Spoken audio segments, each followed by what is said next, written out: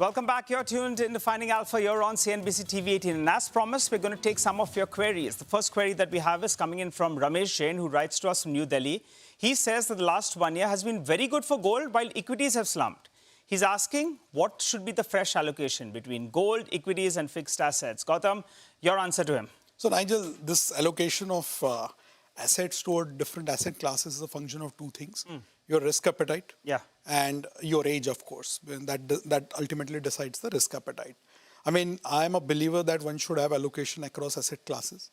I'm not a 100% equities guy. I was a few years back.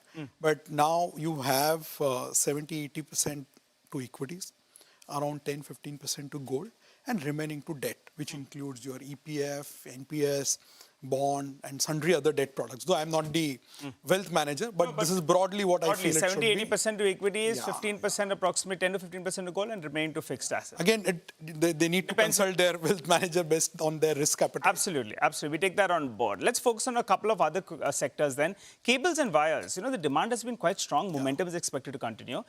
Increasing competition was a bit of a concern with the Birlas as well as Adani's coming in there.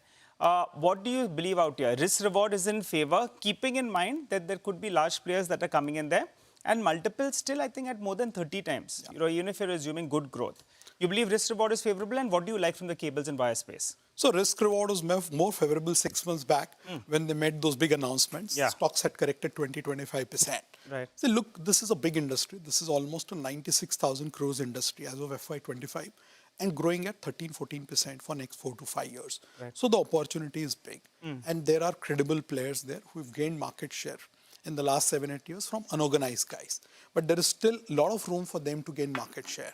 Right? Because this is an industry which is basically a derivative play on many other sectors. Yes. So we like this industry. In fact, recently we just upgraded KEI, which is again a player which has been very consistently growing at 18-20% for more than a decade now. And save 1 year of COVID. Polycab is a name which we've been liking for some time. So Polycab and KEI are these two names which are our preferred bets in cables and wires. But industry is looking good. Okay. Just that the risk reward was more attractive 6 months back than it is today. Okay, all right. And, you know, Polycab, what a story, right? It listed at $1 billion of market cap, 8,000 crores approximately. Today, it's 1.1 lakh crore. And the promoter sold close to around 5% and recovered, I think, close to around 4,000 crores. The entire market cap was just 8,000 crores 6-7 years ago. Phenomenal numbers out there. Promoter taking some part of the pie that he's baked. Let's get another query where Himanshu is writing to us from Pune. He wants to invest in United Breweries and ask at what level should he enter. I think, Gautam, you're a teetotaler, but you're tracking these companies closely. So tell us, what is the view on the alcohol space? So we are very positive on Radico Khaitan. In fact, that's one of our model portfolio stocks. The stock has done really well. In fact, earnings have compounded at more than 30% for last 2 years. Okay. Our in-house view is that, and in fact, that's our estimate, that on our next 2 year basis, the earnings should compound at more than 35%. Okay. So we are very positive there, and that's our sole allocation in the liquor sector. Okay, Radico Khaitan is a stock that you like. Well, the next query is interesting. Rahul Singh is writing to us from Patna. He is holding 20 shares of Trent at a price when Gautam was doing some very, very serious research. I think he was the lone voice on the street who was quite positive. He's got 20 shares at 1,200 rupees. He asked if you can buy more. Now, this is a stock that was 8,500 rupees. It's come down to 4,700, but he's still well in the money. What would your advice be to him?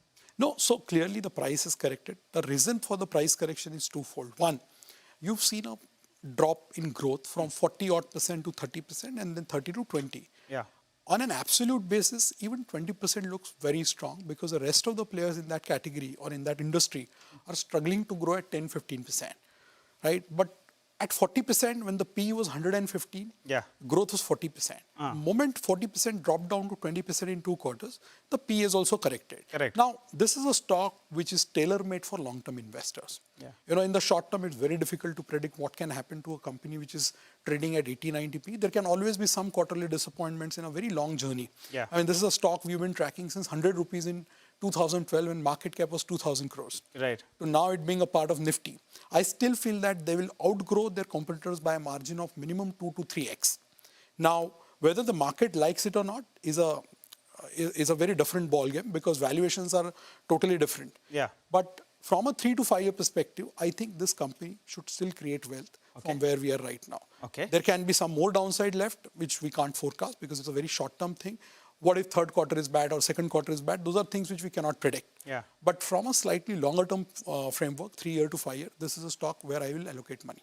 Okay, all right, Gautam. Thanks a lot for joining in. You have helped us out with some good ideas that you all, at Motilal Oswal are positive on. Interesting conversation as always, and we appreciate you coming down on Finding Alpha. Thank you. Well, that's a wrap on this edition of Finding Alpha. Thanks a lot for watching. Gautam gave us all the insights with regard to the consumption boom that's expected from the Indian economy itself. Thanks a lot for watching.